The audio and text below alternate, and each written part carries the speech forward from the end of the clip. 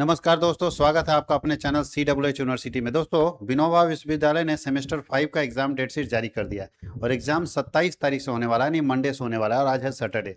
आज हम लोग एक वीडियो बना के आपको बता रहे हैं कि क्या इंपॉर्टेंट क्वेश्चन आएगा फर्स्ट मेजर का। फर्स्ट मेजर जो है वो मेजर नंबर आपका 9 है। मेजर 9 हम लोगों को फर्स्ट पढ़ना है, जिसका नाम है fundamental of financial management. Fundamental of financial management. और मैं आपको बता दूं कि पिछले सेमेस्टर 4 में भी जो हमने पढ़ाया था यूट्यूब के ऊपर, वो सारा क्वेश्चन मिला था और आप लोग इस बात को बहुत अच्छे से जानते हैं कि जो पढ़ाएंगे वो मैच करेगा। आज से शुरुआत कर रहे हैं इस सीरीज का, जो आपके एग्जाम के लिए बहुत इंपॉर्टेंट होने वाला है और आपके एग्जाम में बहुत मदद करने वाला है। तो अगर आप बहुत सारे स्टूडेंट हैं जो पीडीएफ चाहते हैं कि सर ये पीडीएफ कहाँ मिलेगा, तो मैं आपको बता दूं कि आपके लिए ये पीडीएफ है वो एप्लीकेशन में मिलेगा। हमारे एप्लीकेशन में पीडीएफ आपको मिलेगा। उसका मैं पिछले जब रूटीन में बता रहा था तो मैंने पूरा प्रोसेस बता दिया था, आप वहाँ भी देख सकते हैं। और अगर दिक्कत होगा तो आप हमें फ़ोन कर सकते हैं, मेरा नंबर आपके पास दिया हुआ है। वैसे मैं थोड़ा सा समराइज करके पीडीएफ बता देता हूँ। पीडीएफ लेने का तरीका, सबसे पहले आप CWH ऑनलाइन एकेडमी का एप्लीकेशन इंस्टॉल करेंगे। एप्लीकेशन इंस्टॉल करने के बाद आप उसमें अपना फ़ोन नंबर डालेंगे, ओटीपी आएगा, ओटीपी सबमिट करेंगे। अगर किन्हीं को ओटीपी आने में दिक्कत होगा तो हमें कॉल कर लीजिएगा। इसके बाद आप अपना पर्सनल डिटेल भरेंगे। पर्सनल डिटेल के बाद आपको कैटेगरी पूछेगा, उसमें ऑल यूनिवर्सिटी चुन लीजिएगा। उसके बाद पेड पीडीएफ कोर्स में जाइएगा, विनोबा में जाइएगा, सेमेस्टर 5 में जाइएगा, आपको कोर्स दिख जाएगा। आप वहां से ले सकते हैं। आराम से पीडीएफ लेके आप पढ़िए, क्योंकि पीडीएफ वीडियो तो बहुत लेट से जाएगा। वीडियो एकदम एग्जाम से 1 दिन 2 दिन पहले ही जाएगा, लेकिन पीडीएफ आपके पास है, सारा सब्जेक्ट का पीडीएफ डाला हुआ है। आप आराम से पीडीएफ पढ़िए, अपनी तैयारी को मजबूत कीजिए और यहाँ से अच्छा एग्जाम लिखने का प्लान बनाए। तो आप लोग पीडीएफ खरीद के ज़्यादा से ज़्यादा पढ़िए, मेरा ये मानना है। वीडियो में तो हम लोग पीडीएफ को ही समझा देंगे, जो पीडीएफ में रहेगा उसी को हम लोग वीडियो में समझा देंगे।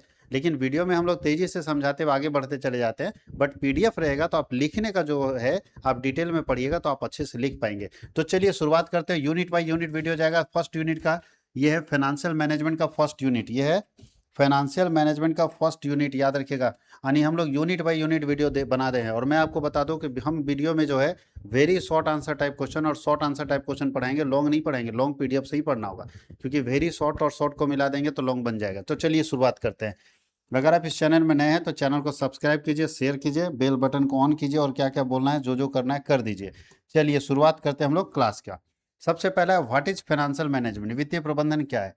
तो फाइनेंशियल मैनेजमेंट का मतलब क्या होता है? फाइनेंस मतलब होता है मनी और मैनेजमेंट का मतलब होता है डिसीजन मेकिंग। बस इसका मतलब है decision making related to money. पैसे से संबंधित निर्णय लेना वित्तीय प्रबंधन कहलाता है। पैसे से संबंधित निर्णय लेना कि पैसा कहाँ से आएगा, कहाँ लगेगा, कैसे लगाएंगे कि हमको ज़्यादा प्रॉफिट हो, तो पैसे से संबंधित निर्णय लेना फाइनेंशियल मैनेजमेंट कहलाता है।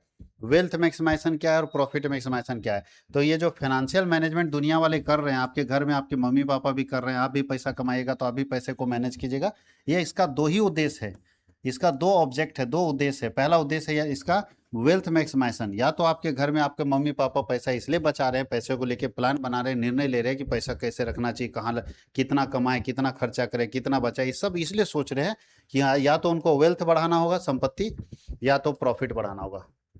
यानी दुनिया में फाइनेंशियल मैनेजमेंट के दो उद्देश्य, वेल्थ मैक्सिमाइजेशन और प्रॉफिट मैक्सिमाइजेशन। वेल्थ मतलब है या तो हम पैसा बचा रहे हैं संपत्ति खरीदने के लिए, जमीन खरीदेंगे, सोना खरीदेंगे, शेयर खरीदेंगे, या तो हम पैसा बचा रहे हैं बैंक में पैसा रखेंगे, वहां से ब्याज कमाएंगे। तो या तो प्रॉफिट मैक्सिमाइजेशन आपका पर्पस होगा या तो वेल्थ मैक्सिमाइजेशन आपका पर्पस होगा। ईवीए क्या है? ईवीए का मतलब होता है economic value added. Economic value added बोलता है कंपनी के वित्तीय प्रदर्शन का माप है ये EVA. Economic value added company के वित्तीय प्रदर्शन का माप है। यह पूंजी की लागत घटाने के बाद बचा हुआ लाभ होता है। मतलब इस तरह निकालते हैं, ईवीए इक्वल टू होता है हम लोगों का जो कैपिटल का कॉस्ट होता है उसको माइनस कर देंगे, यानी NOPAT में capital employed into cost of capital को माइनस कर देंगे तो प्रॉफिट पता चल जाएगा। ब्लॉकचेन क्या है? बोलता है ब्लॉकचेन एक विकेंद्रित डिसेंट्रलाइज डिजिटल लेजर है जिसमें लेन देन का रिकॉर्ड सुरक्षित रूप में रखा जाता है और ब्लॉक में रखा जाता है। इसका उपयोग मुख्य रूप से बिटकॉइन जैसी करेंसियों को रिकॉर्ड करने के लिए किया जाता है, ब्लॉकचेन का इस्तेमाल। फिर है फाइनेंशियल वित्तीय प्रबंधन के उद्देश्य की व्याख्या कीजिए। भी आपको बताए थे फाइनेंशियल मैनेजमेंट का आखिर जो दुनिया में जो पैसे को लेकर मैनेजमेंट चल रहा है, डिसीजन मेकिंग चल रहा है, हर आदमी पैसे को लेकर चिंतित है, सोच रहा है क्या करना है, कैसे करना है। उसका उद्देश्य है प्रॉफिट मैक्सिमाइजेशन, दूसरा उद्देश्य है वेल्थ मैक्सिमाइजेशन, धन का अधिकतम करना। तो पहला प्रॉफिट को अधिक करना, दूसरा धन को अधिक करना, तीसरा प्रॉपर यूटिलाइजेशन ऑफ फंड्स। ठीक है, धन का उचित उपयोग करना है, liquidation maintenance of liquidation, liquidity maintain करना। लिक्विडिटी मतलब हम जब चाहे तब हमारे पास पैसा रहे, उसको भी मेंटेन करना है। और बिजनेस के ग्रोथ को भी ध्यान देना है, बिजनेस के ग्रोथ को भी ध्यान देना है, ध्यान रखिएगा, ये सब उद्देश्य है। अब अगला है कि डिफरेंस बिटवीन प्रॉफिट मैक्सिमाइजेशन और वेल्थ मैक्सिमाइजेशन, अभी बता चुके हैं। वेल्थ में हम संपत्ति को बढ़ाना चाहते हैं, प्रॉपर्टी को बढ़ाना चाहते हैं, एसेट को बढ़ाना चाहते हैं। और अगर हम प्रॉफिट को बढ़ाना चाहते हैं, हमको ज़्यादा इनकम मिले, ज़्यादा हम कमाएं, तो वो होता है प्रॉफिट मैक्सिमाइजेशन। अब कोई आदमी गाड़ी खरीदता है किस लिए, मान लिया हम बस खरीद लिए, तो बस हम खरीद रहे हैं प्रॉफिट मैक्सिमाइजेशन के लिए, लेकिन जमीन खरीद रही है तो वेल्थ मैक्सिमाइजेशन के लिए। तो जब भी कोई फाइनेंशियल मैनेजमेंट करता है तो उसका दो ही पर्पस होता है, या तो वेल्थ को बढ़ाना या तो प्रॉफिट को बढ़ाना, या तो वेल्थ को बढ़ाना या तो प्रॉफिट को बढ़ाना।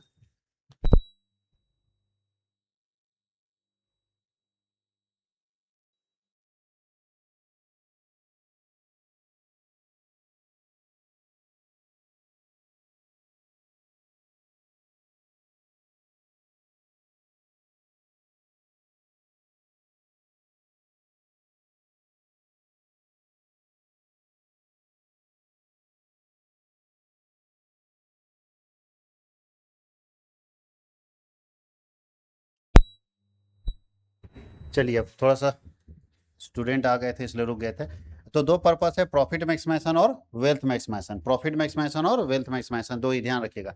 प्रॉफिट मैक्सिमाइजेशन का जो पर्पस होता है शॉर्ट टर्म होता है, वेल्थ मैक्सिमाइजेशन लॉन्ग टर्म में होता है। प्रॉफिट मैक्सिमाइजेशन में मुद्रा के समय मूल्य की उपेक्षा करते हैं, इग्नोर कर देते हैं, जबकि वेल्थ मैक्सिमाइजेशन में मनी के टाइम वैल्यू ऑफ मनी को ध्यान देते हैं। ये सारा चीज दिया हुआ फर्स्ट यूनिट के अंदर, जो हम लोगों को पढ़ना था, दोनों में डिफरेंस। अब लिखा है कि एक्सप्लेन रिस्पॉन्सिबल मैनेजमेंट, उत्तरदायी निवेश की व्याख्या कीजिए। उत्तरदायी निवेश क्या है, तो बोलता है कि उत्तरदायी निवेश का अर्थ है निवेश करते समय केवल लाभ ही नहीं बल्कि पर्यावरण, सामाजिक सुशासन, ये सारे चीज़ों को ध्यान में रखना चाहिए कि जिस कंपनी में हम इन्वेस्ट करना चाह रहे हैं, या हो सकता है हम फैक्ट्री खोलना चाह रहे हैं तो पैसा लगाएं, तो सिर्फ पैसे और प्रॉफिट के बारे में नहीं ध्यान देना चाहिए, ये भी देखना चाहिए कि उससे समाज को फायदा होगा कि नहीं, उससे पर्यावरण को नुकसान तो नहीं होगा, उससे सुशासन आएगा कि नहीं आएगा। इन सब बातों को ध्यान रखना चाहिए, तब अपना पैसा लगाना चाहिए। नहीं, हमें अपना पैसा वहां निवेश करना चाहिए जहां इन तीनों चीजों को नुकसान ना पहुंचे। उसका उद्देश्य क्या है, तो देख लीजिए, the earn sustainable long term return. हमें प्रॉफिट भी कमाना है, बट हमें दीर्घकालीन स्थायी लाभ प्राप्त करना है। एक ऐसा प्रॉफिट कमाना है जो हमेशा कमाते रहे, बिना किसी तरह का नुकसान पहुंचाए हुए सोसाइटी को, किसी तरह का नुकसान पहुंचाए हुए इन्वायरमेंट को। टू रिड्यूस इन्वेस्टमेंट रिस्क, हम निवेश जोखिम को कम करना चाहते हैं, जो हमारा इन्वेस्टमेंट रिस्क है उसको रिड्यूस करना चाहते हैं। टू प्रोटेक्ट द इन्वायरमेंट, पर्यावरण की रक्षा करना चाहते हैं। टू प्रमोट सोशल वेलफेयर, सामाजिक कल्याण को बढ़ावा देना चाहते हैं।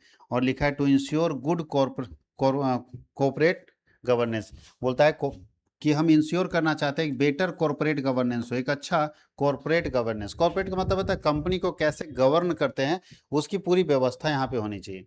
Explain time value of money with examples, मुद्रा के समय मूल्य को एग्जाम्पल के साथ समझिए। टाइम वैल्यू ऑफ मनी का मतलब है जैसे जैसे समय बदलता है पैसे का मूल्य भी बदलता जाता है, यानी समय के साथ मुद्रा का मूल्य परिवर्तित होता है। समय के साथ मुद्रा का मूल्य परिवर्तित होता है, तो बोलता है मुद्रा का समय मूल्य का अर्थ होता है कि आज प्राप्त धन भविष्य में, मतलब आज हमारे पास अगर 1 लाख रुपया है तो समय जब बदलेगा तो इस 1 लाख रुपये का वैल्यू भी बदल जाएगा।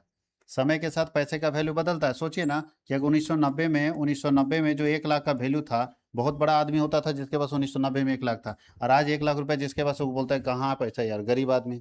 तो समय बीतने के साथ पैसे का वैल्यू बदलता है, इसी को बोलते हैं टाइम वैल्यू ऑफ मनी। क्या बोलते हैं, टाइम वैल्यू ऑफ मनी। याद रखिएगा, समय के साथ मुद्रा का मूल्य बदलना टाइम वैल्यू ऑफ मनी कहलाता है, टाइम वैल्यू ऑफ मनी कहलाता है। इसका इंपॉर्टेंस क्या है, तो भैया टाइम वैल्यू ऑफ मनी जो है इन्वेस्टमेंट डिसीजन में मदद करेगा, कैपिटल बजटिंग में मदद करेगा, लोन डिसीजन में मदद करेगा, और बिजनेस वैल्यूएशन में मदद करेगा। ये बिजनेस वैल्यूएशन में भी हमें मदद करेगा। अगला क्वेश्चन है explain risk and return relationship. ध्यान रखिएगा, बचपन से आप लोग जानते हैं, बोलता है हाई रिस्क, जो रिस्क ज्यादा लेता है, हाई रिटर्न। अगर रिस्क ज्यादा है तो रिटर्न भी ज्यादा है। और आप ये भी पढ़े हैं लो रिस्क लो रिटर्न, और बोलता है नो रिस्क नो रिटर्न। यही है रिस्क और रिटर्न का रिलेशनशिप। रिस्क और रिटर्न एकदम एक पहलू हैं, एक साथ चलते हैं। बोलता है रिस्क ज़्यादा लोगे तो रिटर्न ज़्यादा मिलेगा, रिस्क कम लोगे तो रिटर्न कम मिलेगा, रिस्क नहीं लोगे तो रिटर्न भी नहीं मिलेगा। चलिए आगे चलते हैं बाबू लोग। तो ये है रिलेशनशिप, याद रखिएगा। क्या लिखा है, अधिक जोखिम अधिक संभावित प्रतिफल, कम जोखिम कम प्रतिफल, नो जोखिम नो प्रतिफल। यहाँ तक कोई दिक्कत है? अब लॉन्ग आंसर टाइप क्वेश्चन आ गया, देखिए, जिसमें पूछ रहा है explain the nature, scope and objective of financial management. तो पहले फाइनेंशियल मैनेजमेंट का मीनिंग लिखा कि फाइनेंशियल मैनेजमेंट वित्तीय प्रबंध वह प्रक्रिया है जिसके अंतर्गत किसी व्यवसाय की वित्तीय गतिविधियों का नियोजन करते हैं, संगठन करते हैं, निर्देशन करते हैं, नियंत्रण किया जाता है। इसका उद्देश्य व्यवसाय के लिए धन की व्यवस्था करना और उसका सर्वोत्तम उपयोग सुनिश्चित करना है। अब लिखा है नेचर ऑफ फाइनेंशियल मैनेजमेंट। तो सबसे पहले फाइनेंशियल मैनेजमेंट को हम कहाँ यूज करते हैं? डिसीजन मेकिंग में। फाइनेंशियल मैनेजमेंट को कहाँ यूज करते हैं? डिसीजन मेकिंग में। फाइनेंशियल मैनेजमेंट को कहाँ यूज करते हैं? इट बोलता है it is a continuous process. ये कंटिन्यूअस प्रोसेस है, ये गोल ओरिएंटेड प्रोसेस है। फाइनेंशियल मैनेजमेंट क्या है? गोल ओरिएंटेड प्रोसेस है, गोल ओरिएंटेड प्रोसेस है।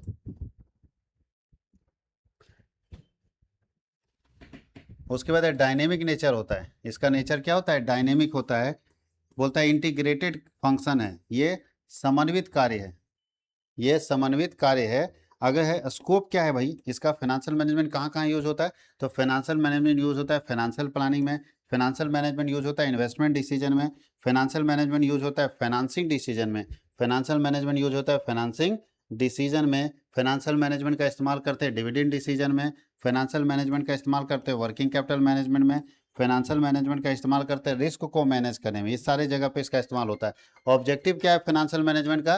तो आपको बताया था कि फाइनेंशियल मैनेजमेंट का ऑब्जेक्टिव है प्रॉफिट को मैक्सिमाइज करना, वेल्थ मैक्सिमाइजेशन करना, proper utilisation of fund, profit बढ़ाना चाहते हैं, वेल्थ बढ़ाना चाहते हैं, फंड का सही इस्तेमाल करना चाहते हैं, लिक्विडिटी मेंटेनेंस, तरलता को बनाए रखना चाहते हैं, ऑप्टिमम कैपिटल स्ट्रक्चर, हम चाहते हैं कि हमारा जो कैपिटल स्ट्रक्चर है वो ऑप्टिमम हो, अनुकूल हो, सही पूंजी संरचना हो, सही पूंजी ढांचा हो, ये चाहते हैं। बिजनेस ग्रोथ एंड स्टेबिलिटी चाहते हैं। और आगे है importance of financial management. Financial management का क्या महत्व है? तो फाइनेंशियल मैनेजमेंट का महत्व है help in efficient use of funds. हम चाहते हैं कि हमारे पास जो पैसा है उसका सही इस्तेमाल हो, हम चाहते हैं कि हमारा प्रॉफिटेबिलिटी इंप्रूव हो, प्रॉफिट अर्निंग कैपेसिटी बढ़ जाए, सपोर्ट हो बिजनेस एक्सपेंशन में, और इंक्रीज करे शेयर होल्डर का वेल्थ और इंश्योर करे फाइनेंशियल स्टेबिलिटी। ये सारे चीज़ों को का जो है हमारा इंपॉर्टेंस है कि अगर फाइनेंशियल को मैनेज करेंगे, पैसे को मैनेज करेंगे, तो ये महत्व होगा फाइनेंशियल मैनेजमेंट का। यहाँ तक कोई दिक्कत नहीं है। चलिए अब हम लोग इसके आगे का जो यूनिट 2 है, ये यूनिट 1 है और यूनिट 1 का सब्जेक्टिव आप लोग को खुद करना है। अब चलते हैं हम लोग यूनिट 2 में। यूनिट 2 जो हम लोग को पढ़ना है कैपिटल बजटिंग। यूनिट 2 में हम लोग पढ़ेंगे कैपिटल बजटिंग। उसका वीडियो हम लोग सेकंड लेक्चर में लेके जाएंगे। इस लेक्चर को देखिए और यूनिट बाय यूनिट है, ध्यान रखिएगा। एक ही वीडियो देख के सोचिएगा सब क्वेश्चन आ जाएगा, संभव नहीं है। एक यूनिट से जो क्वेश्चन आने होंगे वो यहाँ से आएगा, बाकी सारे वीडियो को देखना होगा, सारे यूनिट को देखना होगा, तब आपकी तैयारी अच्छी होगी। तो आपको 4 वीडियो मिलेगा, 4 वीडियो तो कम से कम देखना होगा। अब इतना भी नहीं पढ़िए, अगर बोलिएगा हमारा सब नंबर आ जाए तो ये संभव नहीं है। पढ़ना पड़ेगा, आपको समझना पड़ेगा ताकि आप लिख सके अपने एग्जाम को अच्छे तरीके से। तो मिलते हैं हम लोग अगले वीडियो में।